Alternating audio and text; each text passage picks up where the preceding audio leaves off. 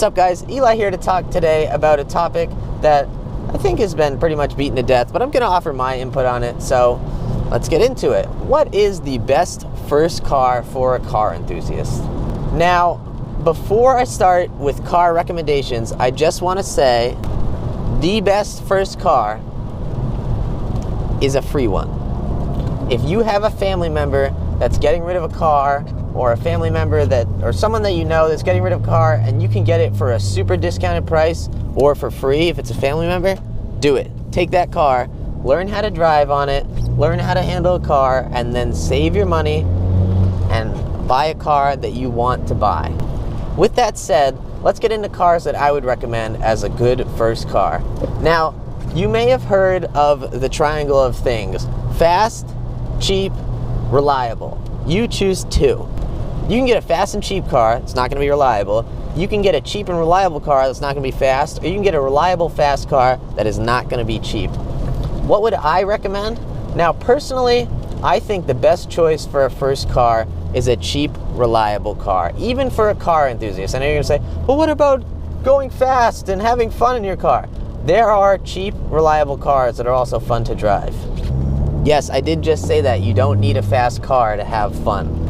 Yesterday, in my friend David Patterson's video, that dude in blue, he talked about how a car does not need to be fast in order to be fun. A car, if it's fun, will make you want to drive it. Now, especially for a first car, when you're learning how to handle a car, cheap, reliable is going to be much more fun in the long run. If it's not a fast car, the easiest way to have fun and stay involved in the driving experience is to buy a manual.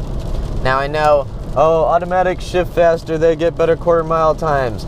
You are going to have more fun driving a manual slow car than you are going to have driving an automatic slow car. Now, it doesn't necessarily have to be a slow car, but driving a manual keeps you more involved in the driving experience, and this isn't why you should choose manual over automatic. I know automatic shift faster, I know all that stuff.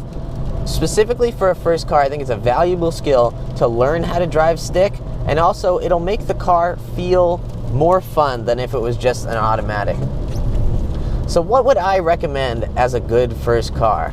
Now, I know everybody recommends Miatas. I'm not a Miata fan. If you like Miatas, go for it, by all means. I don't think they're very practical. Obviously, they're a fun car to drive, but you know, there's no back seats, there's really no trunk space. It's not a great car, in my opinion. It's a good second car. Like, if you have a car for a daily, you buy a Miata to fool around with on the weekends, that would be good. I think the best first cars generally are Japanese, because they're very reliable. So that would be Honda, you know, Toyota, stuff like that. Buy a manual one, buy a manual Honda. There's aftermarket support. You can always make a cheap, reliable car faster. You can't make a non-reliable car more reliable, generally, without spending a ton of money or doing a motor swap or something along those lines. Now, obviously, if you make a cheap and reliable car faster, you're going to run into more problems than if you just left it stock. Now, if Japanese cars aren't your thing, obviously there are a ton of cars out there on the market. My recommendation would be go and test drive as many cars as you can. If you can't drive them specifically, let your friends drive them. Go with a friend, ask them what they thought of the car. Wow, that's dark. Go with a friend, ask them what they thought about the car. Make sure you drive the car before you buy it. Make sure you walk around the whole car, know what the cars are like, and go inspect competitors to that car that you're thinking about buying. The most important thing when buying a car in general is to buy the car that makes you happy. Don't buy the car that's the fastest. Don't buy the car that, you know, looks the coolest. Buy the car that you want to get in and drive every day. So whether that's a Honda Civic, whether that's a Mark V GTI, whether that's a Corvette, I mean, there's endless possibilities. I personally would recommend looking at Hondas, looking at Mark IV, Mark V GTIs. Those are on the cheaper end of the GTI range. Obviously, you can look at, if you like American cars, you can look at Mustangs. I don't know if Chargers and Challengers are in that, or Camaros are in that price range, but if you find Chargers and Challengers that are pretty cheap, or if they are pretty cheap and I just don't know about it, That's a loud truck. Let me know in the comments below. Basically, what I'm trying to say is the best first car is the car that you find that is the most fun to drive.